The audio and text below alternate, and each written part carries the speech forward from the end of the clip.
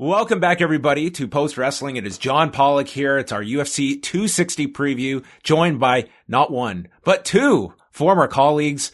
Up first, you know and love him from Fight Network. He is Cody Saftic. Cody, welcome back to Post Wrestling. Hey, John, always my pleasure to be joined. And we got James Lynch on the show, so it really is a little reunion of sorts. Definitely happy to be joined, and a really nice looking card as well. This is true. James Lynch joining us as well, a man of many outlets, most recently joining the team at Middle Easy. So congratulations, James, and thanks very much for joining us today. Thanks, John, and happy to be here. Now, always nice to talk with some former Fight Network alumni. It's a good time. Now, did you two just miss each other, or was there overlap between you two? No, we worked together, briefly. I want to say I worked with Cody for maybe 4 or 5 months, because I remember I left in a December. I remember doing one more Christmas party, and that was it for me. So Yeah, I remember. Yeah, so I think I started there. It would have been October 2011, and I guess if James is saying he left December 2011, then that's only a couple months, and then. Yeah, I mean, we're all Toronto-based, right? So I know I would run into him at shows, and he would come cover a lot of the regional MMA shows. We kind of run into each other and chat. But, when I was there, James would mostly just do, the Bellator. And Bellator, as he'll remember, was, in its infancy. They would do, Bellator 3. He did all the recaps, did all the voiceovers, a lot of good stuff. And then now to see where Bellator is in 2021, I mean, it kind of makes you feel old. We're talking about this 260 headliner in a minute, right? We all remember when Stipe broke into the UFC, made his debut, and now he's 39 years old, going one last hurrah. A part of me does start to feel like it almost becomes nostalgic. Wasn't that UFC debut of his October 2011? The fight world gave us Stipe Miocic and Cody Saftic in the same month. Yeah, you know what? Actually, the very first conversation I had, because up until then, it's I was doing recaps as well and didn't really know anybody, and you don't feel comfortable going up to your new colleagues and just starting to talk MMA and all that. But I started there, and it was Shogun versus Dan Henderson 1, which, as you guys will remember, is and I remember that was broke the iceberg. Everybody walked into the office and everyone was just extremely pumped up, and that's how I really kind of start meeting people. They're oh, let's come to lunch. You're excited for that big fight. So, and I mean, it's the same now as it was 10 years ago. Big fights always have that extra feeling. It's just something in the air that you can get up for. I guess James, quote unquote, Office Space. This was the dance studio era. The dance studio, yeah, exactly. I was talking to. I told you this off air, John. We was talking to Dave Rutherford actually last week, just out of the blue, on something different. But it's crazy to think that we worked there, and it was I remember us building the studio, and it's nuts. So what a time that was. Yeah, there's often the metaphor of working out of a broom closet. Our podcast studio literally was a converted broom closet. That's right. Yeah, there's nothing glamorous about it, but it did make for some fun stories in hindsight. As we are looking towards UFC 260, I kind of wanted to start off because it's going to be very interesting this week. Tickets are going on sale for this UFC 261 card a month from now in Jacksonville, Florida. And I'll start with you, Cody. Trying to run a show at full capacity, what do you think the public's reception is going to be? Are you expecting this to be an event that sells out? Is there going to be hesitation from the public? What are you expecting from this on sale? Yeah, I would expect it to be a sellout crowd. I don't know what capacity they're going to go to. A lot of the times you'll see with, the NFL or certain sporting leagues have been able to run at half capacity or a quarter capacity. Whatever the UFC decides to do, I think that they'll get, they'll probably have a sellout crowd. I say that because you look at all the other events that have gone on and tried to have to a limited crowd, whether it be the Buffalo Bills having something in New York with 5,000. It sells out, right? There's always going to be a portion of people that just aren't afraid. You see it all the time. You walk around the streets of Toronto, or I guess in any metropolitan city, a lot of people are adhering to it. They're wearing their masks, and a lot of people, they just don't quite care. I think that there's that niche of people that want to go out to live events still. They want to go to concerts. They want to see live music. They want to see live sporting events. They want to see fights. And going to Florida, which is, a fight town, and they've always, drawn good crowds there. I could see a large portion saying, we don't care. We're going to go. I think the same thing will happen with Texas when they go either to San Antonio or wherever they decide to go in Texas. It'll be the same thing. They'll sell a decent amount of crowd. If they want to go to New York, if they want to go something on the Eastern board, I don't think that they would have that big interest, that big. But that being said, if they put together a good card and they're selling 20, 30,000 seats, I think that it'll probably fill out and be a success. I'll throw the same question to you, James, and conversely, I mean, this is it's really a non-starter for us based in Canada, but if you geographically were in or around Florida and were assigned to this event, what would be your comfort level of going and covering this event? I'd be a little worried just because I have a family, obviously, and I don't want that to get impacted, me going there. I know I'd probably hear about it, from family members about, going to do this. So there would be some hesitation as long as I did sort of the proper protocols. I actually did a regional event 2 weeks ago for Rise FC. I was doing commentary with another Fight Network alumni, Robin Black. And, my wife was worried about that, but we were very good. We wore our masks. We, kept our distance. Even in the broadcast booth, Robin and I were our 6 feet. So, I think it's definitely possible. To answer your question, though, I think it will sell out. And the reason I say that is because I've even talked to people that are like, not even in our industry, talking about flying down and seeing this event. Like wow. There is still some places where people can, go and travel there and cover the event and be, sort of on the forefront. Not only that, look at the two names involved. You've got Masvidal and Usman, more so Masvidal, I would say, but this guy is just still a huge draw in the UFC and, sort of has that star power. So I could see fans from all states, wanting to make the trip. People haven't seen live sports. I could see it being a sellout just from that perspective of people just dying to see some live sports, dying to be, a part of the first UFC card with, full capacity. So don't underestimate the craziness of MMA fans, I guess is what I'm trying to say.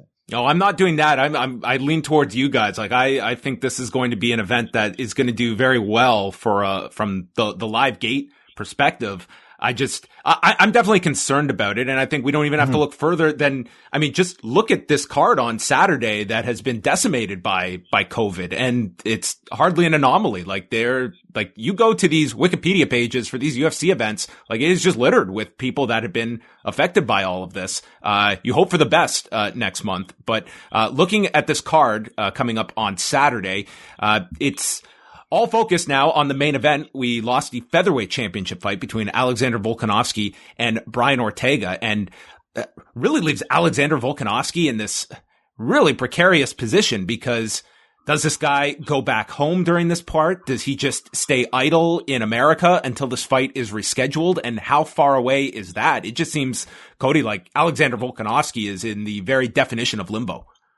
Yeah, actually, his mother's been fighting with people online, on Facebook specifically, saying that she is 100% sure, certain and adamant that he did not get the COVID in Australia and that she wants him to come home. She thinks that the UFC did a poor job with the safety regulations and that this is something that he must have picked up coming stateside. When you see him in the room, pictures that were taken of Alexander Volkanovski prior to coming over, he's in the room with Shane Young and Jamie Malarkey, both who have been rumored to be removed from this card as well, but then were re-added. So I'm not exactly certain of the situation. I'm not sure if they'll end up getting pulled off still, but I don't think he's going to stay stateside. I think that there's enough worry that in, like you're saying in Florida and Texas, and they're opening up these places in Las Vegas, they're getting all these positive cases. Even in Canada, in Ontario specifically, the numbers keep rising. Everyone's talking about this third wave. Australia and New Zealand have done a really good job of protecting their citizens. And I just feel like that there's this feeling amongst other countries that the U.S. is, so to speak, dropping the ball on the COVID situation. So I don't know that he decides to stay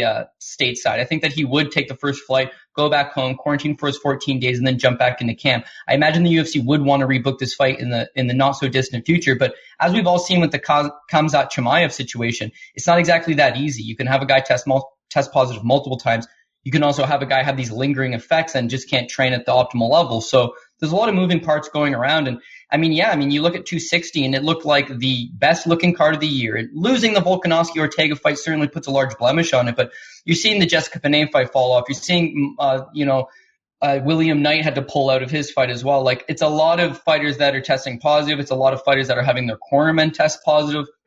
It's very difficult to put on a card for certainty. I guess that's why they always write on the poster, card subject to change. But in this case, it very much is so. But to answer the question about Alexander Volkanovski, I feel like he won't remain sitting around and then waiting for the next fight to get booked. And the UFC, it's a championship level fight. You have both these guys are coming in. They're going to make weight. They've put in a world-class camp. Both guys their bodies are peaking physically. It would be unfair to rebook this fight 2 weeks from now. You can do that with a William Knight. You can do that with an Alonzo Menafield. You can do that with the Jessica Penne. It's no big deal. You book it 2 weeks later. But this is a premier title fight. You've got to find the right card to slot it on. It's likely going to be another pay-per-view. So I don't think this just gets rebooked immediately. I think it's something that'll come back together a few months down the road.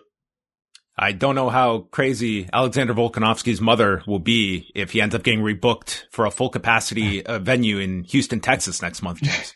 Or in May. No, I'm with Cody. I just don't see it happening. They have to take a wait and see approach. I think they learned this lesson, like Cody said, with Khamzat Chimaev, where it's like, they try and rebook it and then it falls apart. Like the UFC had to scramble to get Bilal Muhammad to fight Leon Edwards because Khamzat Chimaev was not ready to go. He was very sick. So we'll see how this, they're going to be on standby. It's basically Volkanovski's health is going to determine when this fight's going to get booked. It's not going to be whether they have an event and if it can fit the mold. I think they have to wait around to make sure everything's A-okay. It's too big of a fight not to do it. Like Cody said, you can't just, if this is a, fight where you need to rebook something, it's not that type of fight. It's a fight where you need to wait and see and take the right approaches to have it rebooked. So yeah, totally with Cody there.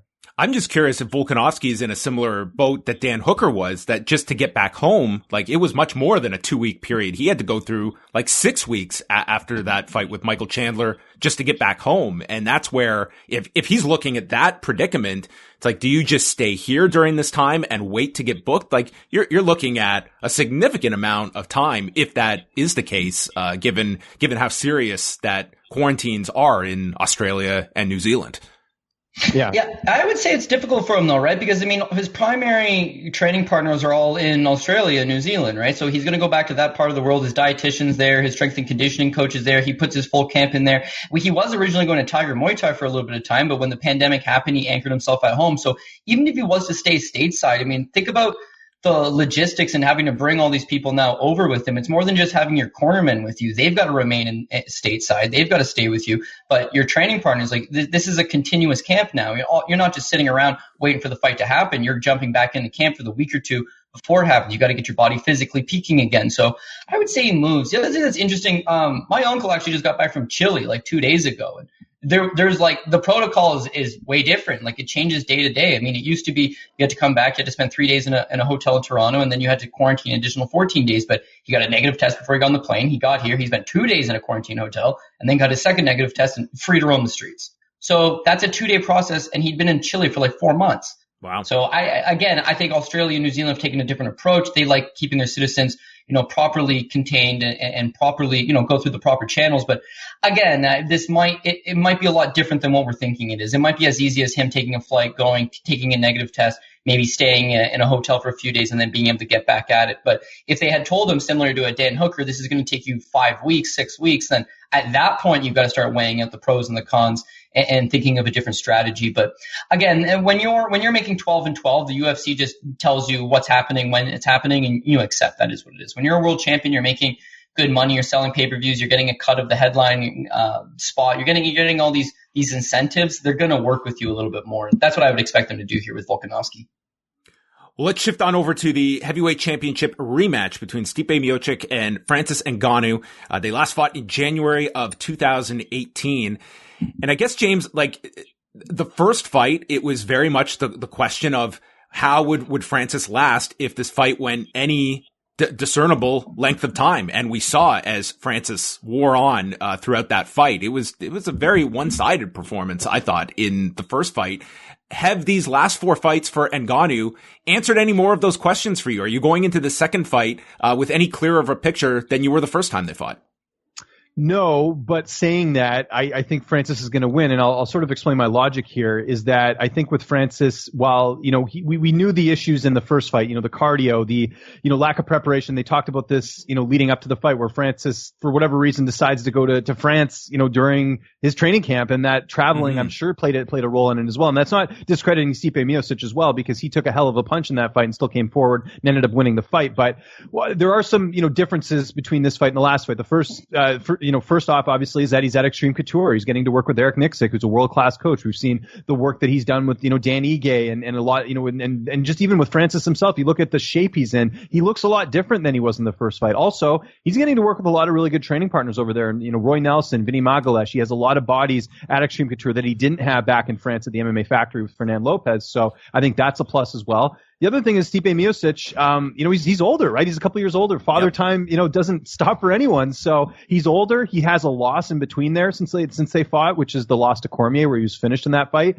The second Cormier fight, he was losing, and it was only a comeback that Stipe ended up, coming back and getting that win in the fight. So we have seen some weakness in Stipe in between then. Is that enough to, for Francis to get it done? I think it is. I think there's a possibility of Francis, going out there and knocking out Stipe Miocic, in this fight. But, like we know, if it doesn't happen early, I think Stipe can take over just with that experience he has, because have we learned anything? No, we haven't, because all of his fights have been within the first round. They've been knockouts. I mean, we know he can do that. The question is, can he stop a takedown? Can he go 5 rounds if it needs to go that long? We don't have those answers. So a lot of what I'm basing on is just the hope that he has fixed that. But I think even so, it's a close fight for a reason. And that's why Francis is the favorite, I think, is because they are banking on the fact that he has improved. He is younger. I mean, that's a fact. And just, that Stipe, isn't maybe what he was 2 years ago. He's still winning, but is he in his prime right now? I don't know. It's tough to say. So yeah, I just based off just a bunch of assumptions, that's why I'm picking Francis in this fight. Cody, if you're constructing this game plan for Ngannou, does it come down to you know what the power situation is? Is it simply takedown defense? You're obviously not going to be out wrestling Stipe, but the belief that, as James mentioned, Stipe is now 38 years old and maybe he does not eat some of those shots that he did in the first fight, and you believe that you will land that shot and just do not allow this fight to go down to the canvas.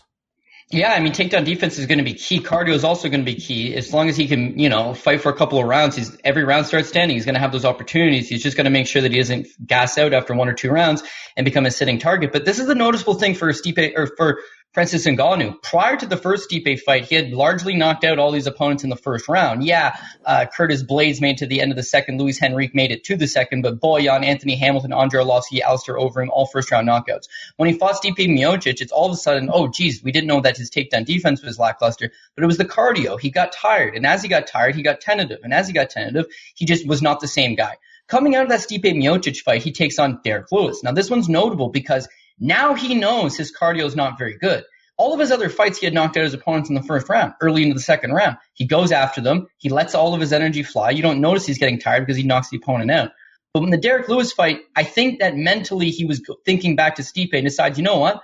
I'm just going to try to conserve my energy. I don't want to get tired. There's a fear of getting tired. And as we all know, the Derrick Lewis fight, one of the worst fights you've ever seen in your life, and absolutely nothing happens. He changed the mentality after that. It was, you know what, maybe I will get tired, but I can't fight like I'm going to get tired. I just got to go out, let my hands go. The Curtis Blades rematch, very fast. Cain Velasquez fight, very fast. The Junior Dos Santos fight, very fast. Cain and Junior no longer with the promotion. They're nice-looking names. They're very notable victories, good to have on the resume, but the guys that were past the hill and past their prime. Jairzinho Rozenstruik, I mean, let's be honest here. The combination that knocks him out is 6 missed punches and a kill shot on the 7th. It's not exactly the most technically combination. There's a lot of rawness and there's just wild aggression out of Francis Ngannou, but he's just looking to end the fight as quick as possible. If he doesn't knock out Rozenstruik there, what was he going to do? Bum rush him with another combination? Again, this is not good for your cardio. He's not fighting a game plan that's built around going 3 rounds or going 5 rounds. He's fighting now a game plan on just finishing as quick as possible. And of course, this is heavyweight, where his puncher's chances is, it's times 10. He's the biggest power puncher we've seen in the heavyweight division for a very long time. No doubt about it, he's dangerous. No doubt he could go out there and knock out Stipe Miocic. But if he doesn't knock out Stipe Miocic in the first round and a half, maybe 2 rounds, I think that it does play out similar to last time. Whereas Stipe has shown us that he's got this back class. He's got this unbreakable desire to win. He's always going to come forward. He's always going to fight you to the best of his abilities. There's no quit in him. The last time against Francis Ngannou, listen, we keep talking about how tired Francis was. Stipe was absolutely tired. He was cooked. He was very fatigued. He had been fighting a high pace in that fight, but he never let up. He kept grinding. When he needed the takedowns, he got the takedowns. The few times that Francis hurt him and shook him, he immediately got the clinch, got the fight to where he wanted to. The first Daniel Cormier fight, he gets knocked out, sure. The second Cormier fight, he loses the first 3 rounds. He's getting beat. He's getting hit. He's slowing down. But that unbreakable desire to win plays out. I mean, he works the body in the 4th round and he puts him over. In the rematch against Cormier, the trilogy fight, I guess I should say, it's the same thing. It's like he shows you that he really is probably the best heavyweight champion of all times. He's one of the greatest heavyweights to ever fight the game. He can fight 5 rounds. He can wrestle. He can strike. He does have a good chin. And yes, he has been knocked out by Stefan Struve and Daniel Cormier in the first round, but again, this is a guy that you really do have to put out to put away. And if Francis doesn't do that, then I got to go with Stipe. So I went with Stipe the first time around on the basis that I thought the wrestling and the cardio would be a huge factor. And even though he's a little bit older, I think they're going to be a huge factor here too. The last thing I want to mention is that we keep talking about Stipe Miocic is 38 years old. He's about to turn 39. I mean, he is in the prime lights of his career. Francis Ngannou is not exactly no spring chicken himself. He's 34 years old. He's coming up on his 35th birthday. And essentially, he's knocked out 4 guys in the first round and had a really bad loss since then to Stipe. So I honestly think that Francis is probably not the best version of him that we're ever going to see either. He's 34. He's made some money. Notoriously, he is at Extreme Couture, but most of his training partners say he kind of works by his own schedule. He's not there at wrestling practice every Tuesday, Wednesday, Friday. Like, he just kind of tailor makes a camp around himself. Not a whole lot of guys want to spar with him. He mostly just works mitts. He mostly just works the bag. If his cardio's not up to snuff, I think Stipe is there for the prime for the taken. So I'm going to go with Stipe Miocic. Actually, James and I had a beer with Stipe one time. We met him at the Croatian club in Toronto. He came in. Yeah. Yeah, and just like a super good guy, nice. You see it in the interviews. You see it in, everybody that's met him, spoke to him, spent time with him. He's a really good guy. He's a hardworking guy. He's a blue-collar guy. And I think that blue-collar, hardworking mentality is what he needs to do here, is just get back to the basics. But it's going to be a hell of a sweat for the first 2 rounds because he's dealing with dynamite. James, as you look at the resume for Stipe Miocic, if we fast forward and see a successful title defense on Saturday, everyone, I think, is looking at the next potential fight, that being with John Jones. If you are Stipe Miocic, is there any conceivable way that you see Stipe at this point calling it a day at his career, or when you're staring at a fight that big potentially with John Jones, that ultimately that is going to be pulling this guy back for at least one more fight?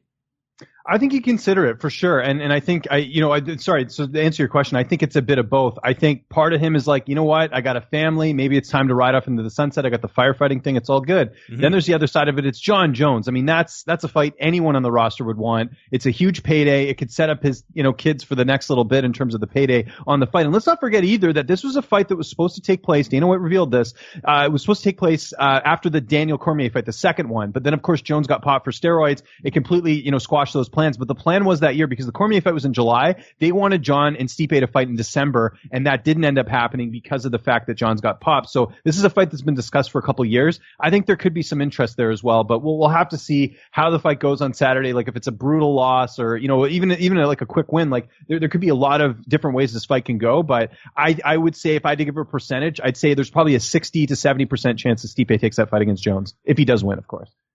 Do you look at this, Cody, from any particular standpoint of like John Jones watching this fight? What is number one? What is the more advantageous opponent for your heavyweight debut?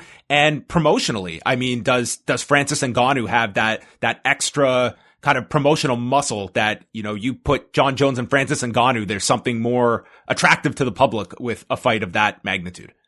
Yeah, I would think that would be the UFC's best bet, is to get Francis versus John Jones, just being that Francis has this crazy power, and a lot of people, I would say that they're John Jones haters. They want to see the guy lose. They want to see this unblemished record come to an end. It's the same thing in any sport. You tend to hate the guy who's the best. Nobody's cheering for Wayne Gretzky. No one's cheering for Lionel Messi, unless he plays for your team, of course. And it's the same thing in boxing with Floyd Mayweather. You're not tuning in to see Floyd run up another win. You're tuning in to see hopefully him lose that. Oh, John Jones has been near perfect. Yeah, he has a disqualification loss against Matt Hamill, but besides that, I mean, the guy is unblemished, and a lot of people want to see him lose. They don't want to see him just lose a close decision like a Thiago Santos fight or a Dominic Reyes fight. They want to see an empathetic, conclusion to the night. And I think that that's something that Francis Ngannou brings forward. When you think about a matchup with John Jones and Francis, it's very salivating. John likes to play the outside game. He likes to mix in that wrestling. He's got great cardio, but if any point he gets hit by Francis, a much larger man, it's game over. When you think about John versus Stipe Miocic, maybe not quite as exciting. Stipe can wrestle a little bit himself, and Stipe, his power punching is not the same as Francis Ngannou. And maybe John could take those punches and take him to some deeper waters. Like, breaking it down, maybe not as interesting, but still, you have Stipe Miocic, who's one of the most recognizable stars in the UFC. He's been the heavyweight champion for a number of years now. He's fought guys like Daniel Cormier. He's headlined pay-per-views that have sold pretty well. He's been there, done that. So I think that to see, a guy like me, when you consider the greatest of all times for heavyweights, right? You think of Fedor, but it's like, the way that run ended, especially, maybe he's not the guy anymore. You think of Cain Velasquez, and you know what? That is a little bit of a flash of a pan when I think back on it now. His body just wasn't able to keep up with the times. I think about Fabricio Verdum. Geez, you know what? He is, to me, actually one of the greatest heavyweights of all time. But then you got Stipe. Stipe is the guy that knocked out Fabricio Verdum to lift his title off of him. He's the guy that's fought, the who's of the division, and the guy that always fights through to the end. So I think it's going to be interesting either way. The UFC probably has an easier time selling the Francis Ngannou fight, but I think that it's still going to be big business if they go Stipe Miocic. Whoever ends up finding it is John Jones at the end of the day, and it's John Jones in a largely competitive fight. It's not John Jones as a 4-1 favorite. It's not John Jones as a 5-1 favorite, which is every time you see him, it's him in an actual competitive fight, and that they'll be able to sell. Regardless of that, though, when you look at the rest of the division, Derrick Lewis, Alexander Volkov, Curtis Blades, Cyril Gane, none of those guys are ready for a title shot right now. So very much the winner of this fight probably goes out there and fights Jones. And for Stipe, yeah, he definitely doesn't hang them up. He takes that fight. It's a very big night for Tyron Woodley. I think this is going to be very much a referendum on his career. James, do you still look that Tyron Woodley has it in him to be able to show the brilliance of his past, or have we just seen too much in these last 3 fights of evidence to the contrary that Tyron Woodley, I mean, he's about to turn 39. Can he turn back time in this fight? Because it seems like this is very much that conclusive point for his career and which way it's going to go. It's the latter. I think Woodley's he's past his prime at this point. He's not the same fighter. It would be different if those last 3 fights he actually won a round or they were close, but they were complete shutouts. Yep. And now you're fighting a guy who 2 of those losses is a guy that had trained with them. In fact, Gilbert Burns, I know Vicente mentioned to me that he was actually used in that prep in the training camp for Tyron Woodley when Burns fought Woodley, to sort of mimic him and stuff. So Luque is very much familiar with this opponent in terms of fighting Tyron Woodley. I also think Luque is very underrated. Outside of the one loss to Wonderboy, he's pretty much won most of his fights. The loss before that was Leon Edwards. Like, this is a guy that continues to get better, and he's not even 30 yet. He's coming into the prime of his career. And with Woodley, like, it's just, I don't know what happened. It's like ever since that Usman fight, it's just the foot's been off the pedal. I think the Leon Edwards fight, when the pandemic started, would have been interesting because Woodley was down in Thailand. He was training with Mike Swick at AKA Thailand. It seemed like he had sort of gotten out of his comfort zone and everything was good to go. But then that fight obviously got canceled. Then he had to fight Burns. And I think once Burns hit him right away, that game plan went out of the equation. And I think Woodley was just, very much back. We've seen this even before he lost to Usman and Burns and Covington, by the way, in that if you attack Woodley, if you get him out of his element, he tends not to do so well. We saw that with Jake Shields. We saw that with Rory McDonald. And I think Vicente Luque has an opportunity to do that here as well, where, he can just put him on his back and Woodley's in defensive mode as opposed to being the offensive fighter. So, to answer your question, I think we've seen enough evidence at this point that Woodley's not the same fighter. I'd have an easier time disputing that if he, say, had like a close, round with Burns or Covington or any of those. The Usman fight, whatever. I mean, that surprised everyone. But, the Burns and Covington fights, those are fights where he should have at least been a little bit more competitive in those. And I think, I don't think he won a single round in any of those fights. And we're also talking about an era, Cody, where, just having a name attached to you, being a former champion, that does not mean you are above being cut by the UFC. And I think that's the territory we're talking about with Tyron Woodley if this is a loss that he's facing his 4th in a row on Saturday. If this is a loss, it's probably the end of Tyron Woodley, which is why it makes him dangerous. You could back a dog into a corner, he's going to come out swinging, and really that's what Tyron Woodley needs to do. I mean, the Usman fight, the Gilbert Burns fight, the Colby Covington fight, not only does he lose every round, he loses every minute of every round. He never lets his hands go. He never gets into any sort of rhythm, any sort of vibe, and it's just a big problem. When I look at his whole record as a whole, I'm not impressed with any of it. I thought he lost both Stephen Thompson fights. One of them was 3-2 Thompson, but a 10-8 round gets him a draw. The other one was just a bad decision, but I didn't think he looked good either. The Damian Maia fight, he's taking a 40-year-old handpicked Damian Maia. The Darren Till fight, Darren Till shouldn't have been fighting for a title. Darren Till actually landed 0 significant strikes through 9 minutes and 19 seconds of that fight. Never let his hands go. It's been really unimpressive, but Woodley's never wanted to fight the top guy. He was always trying to fight Nate Diaz or Conor McGregor and saying how he deserved a super fight. And Woodley come off just as a not very likable champion. When he got tested, he failed the task, right? But here's one thing that I will give him in this spot, right? You look at the fact that he's almost 39 years old. It's the end of the road, 3-fight losing streak. This is a must-win situation. So one, at least we know that he might just let his hands go. If he realizes this is the last time I'm stepping into an MMA cage, at the very least, maybe that tenacity comes back to him ever so slightly. The second thing here, John, this is the first time in 6.5 years that Tyron Woodley's been scheduled for a 3-round fight.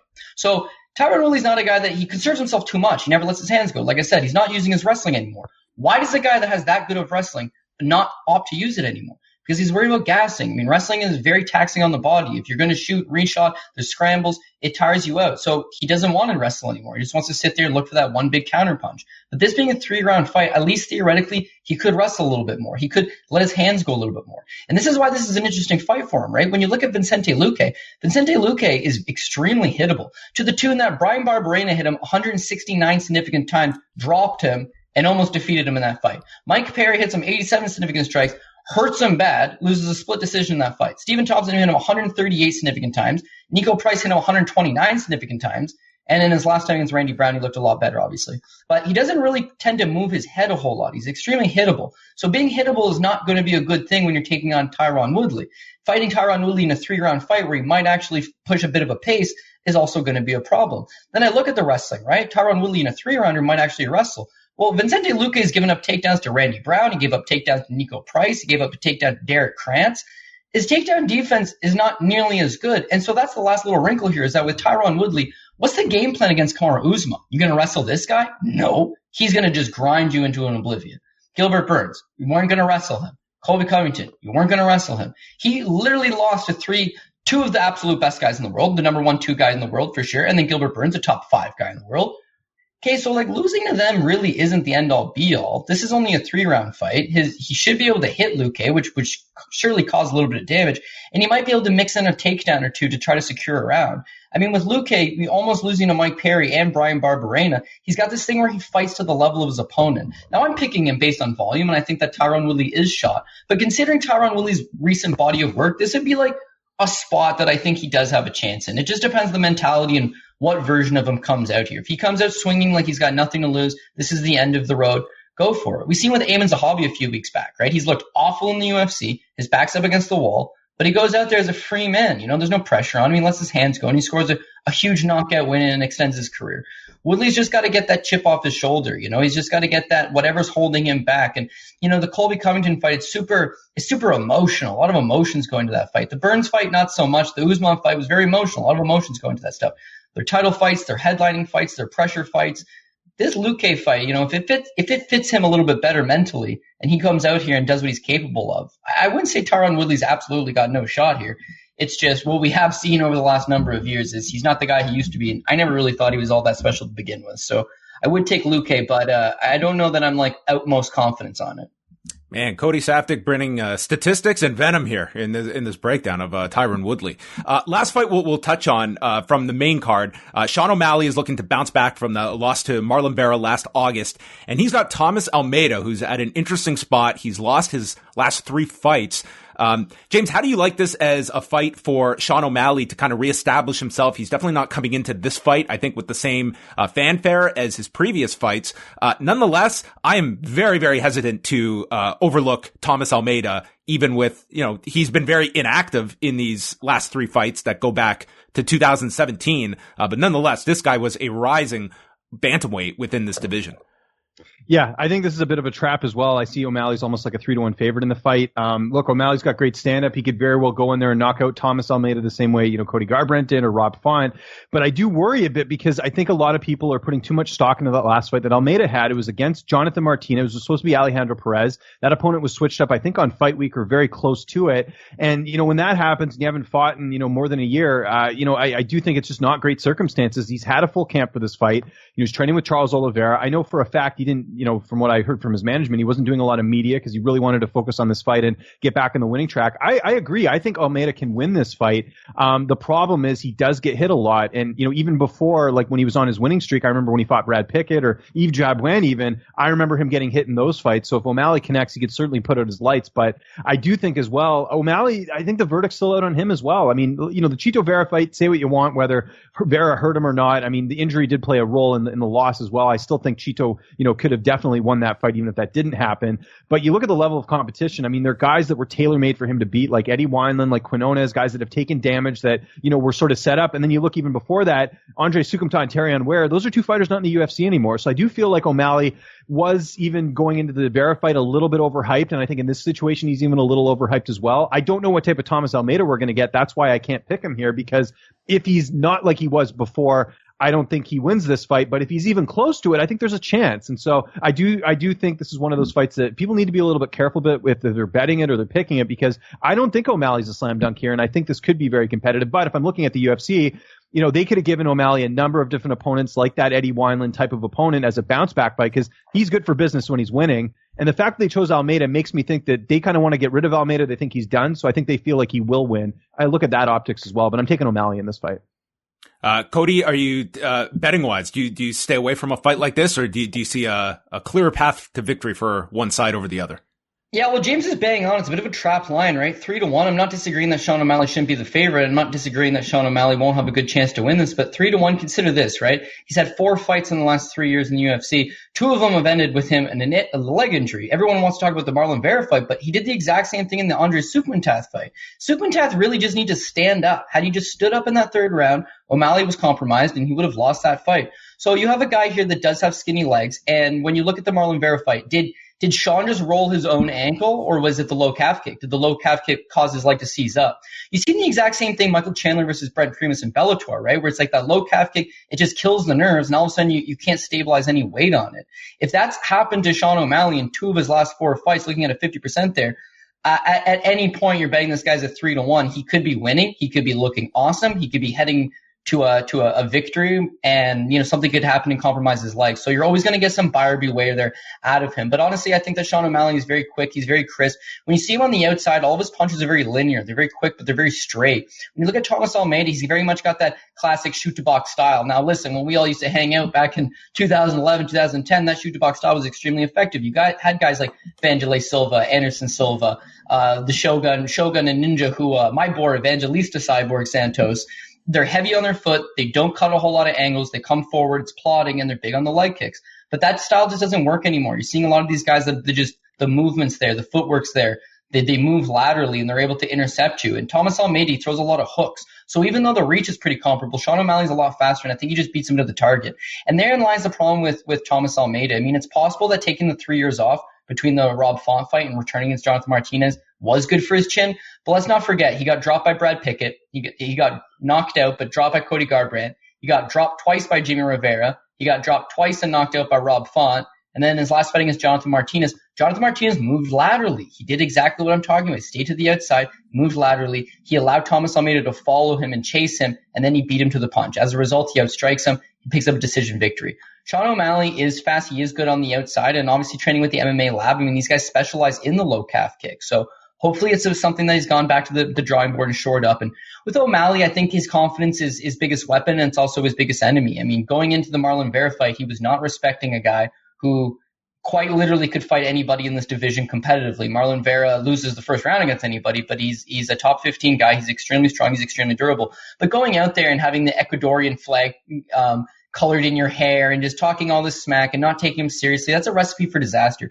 You're seeing O'Malley kind of take a different approach here, where he's not going out there and guaranteeing this first round victory. He's not going out there and talking a whole lot of nonsense. He just realizes that he's confident in himself and his abilities, and he wants to showcase that. And I think he's going to have the chance to showcase that. So this is a fun fight. It's a good fight. I think Thomas Almeida is going to try to chase him down. But my gut tells me at some point Sean O'Malley clips him. So the 3-1, I wouldn't want to bet. But Sean O'Malley by knockout's plus 150. So if I was going to take one side in this, I would try to juice it up by taking the method of victory.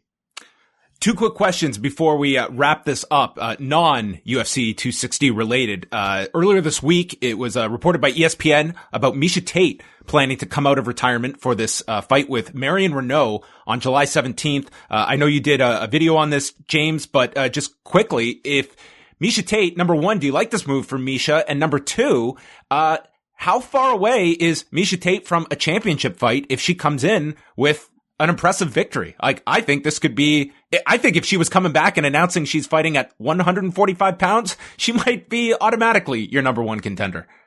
It is interesting. I think the thing people forget is that Miesha's still only 34 years old, so It's not like she's coming back at in her late 30s. It's she could still potentially go on a run here. And the timing's interesting, right? Because Nunes obviously not without a really clear-cut opponent. I know Juliana Pena went on a Ric Flair sort of promo tour with the media, but she did lose 2 fights ago to Jermaine Durandamy, so it's not like she has a super strong case to fight Amanda Nunes. So I think it is interesting, the timing. Someone was asking me about this yesterday about how's she going to do when she gets back. She might do well. Like, I don't know how she would do against, say, a Yana Kunitsukaya or an Aspen Ladd or any of those fighters in the top, ranking. Even with a Marion Renault, yes, Renault's been more active, but Renault's 43 years old. She's lost 4 fights. She just lost to a prospect, essentially, in Nancy Chasson. So, if Tate wins this fight, which I think there's a possibility she could do, who knows her next fight, if her next fight could be for the title. So I think, I have mixed emotions, obviously, with this because, I think on the one hand, I think timing's good. I don't think there's a clear-cut contender. On the other hand, I don't think she's beating Nunes, even if she did continue to fight. Nunes is just on another level right now. Yeah. But I think it does add some intrigue to a division that desperately needs something to happen because there just isn't any clear-cut contenders right now. It's an absolute mess right now at bantamweight. So the timing of her coming back is actually much needed. It was just such a wild year, Cody, that like her last year of in-ring action was beating Holly Holm for the title, losing it in her first defense, and then losing to Raquel Pennington. That was a March to November stretch in 2016. Yeah, it was definitely a tough year. And with the Holly Holm fight, it's like she's losing. She's down 3-1, and it's an epic 5th round comeback where she finally gets the takedown. She finally gets on the back. She gets the submission. It's a huge moment. It's like you're finally the UFC champion. You know, nobody thought you'd be able to beat Ronda Rousey, and she wasn't able to beat Ronda Rousey. But now that Ronda was defeated by Holm, this is your chance. She capitalizes on the chance. And then losing to Amanda Nunes.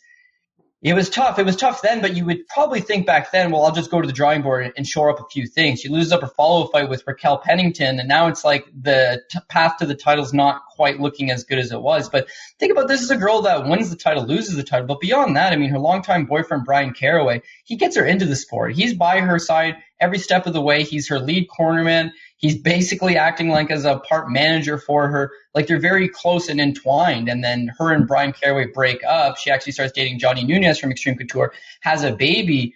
At this point, it's like, where is the path to the title there? But that's a lot of personal life stuff. So I think that, you know, splitting up with a longtime partner, you know, now you're having a baby, you're with somebody else, you just lost 2 fights consecutively, you're not in title contention anymore, you're getting a little bit older. These are all reasons to walk away, and Miesha Tate does it, but she did not walk away because she was over the hill. She walked away because she had all these changes coming on in her personal life. I know she's done a little bit of work for ONE FC in the time since that. Now she's back, she's reinvigorated, she's been in the gym for a while, looks like she is in good shape. And this is a great fight to come back with Marion Renault because as much as people are speculating Miesha Tate's a little bit old, she's 9 years younger than Marion Renault, which to me is just absolutely crazy. The gym teacher keeps doing it in one Marion Renault. But yeah, with Miesha Tate, this is a fun fight to come back to. My thing is that, is she far from a title fight? No, because she's a notable name. And I mean, Nunes has defeated everybody else in the division, so why not have a run back? But I don't know how much interest she'd be having in having a fight with Nunes, especially off the hop. Like if you beat Marion Renault, you're going to jump right into a world title fight. I don't know. You were defeated soundly the last time. There's just like a lot of question marks going on there. But here's the greatest angle here. John, I think you'll appreciate this one because you've had the pleasure of interviewing Juliana Pena about Ronda Rousey. Remember how crazy she would get and how she like smashed her glass just seeing Ronda Rousey, this girl's ducking me, and she'd get way too emotional and fired up. If Miesha Tate comes in and leapfrogs Juliana Pena, I can't wait for the interviews. They are going to be great. But yeah, either way, I think it's exciting to re-add Miesha Tate, a former champion. And the division, they need life. They need that big name competitor. Whether she's at the highest level anymore, it's fine. You can still give her, as James mentioned, this is a great point. You know, you have those Aspen Lads of the world. You have some of these young and up-and-coming fighters, but what's going to get them over the hump, right? They need to fight the Holly Holmes. They need to fight Miesha Tates. They need to fight Sarah McMahons. They need to fight those girls that have a name in the division but maybe aren't quite there anymore. So Miesha Tate plays a good role. Either her skills have not been regressed and she's going to come out here and be competitive and can eventually work herself into a title challenger situation, or she's going to be there to promote that next brand of young MMA prospect coming out of the 135-pound division. And the last thing, I'm going to make this very Canadian-centric given the panel here. Bellator is coming back next week. We've got Bellator 255. James, how are we going to watch this thing in Canada?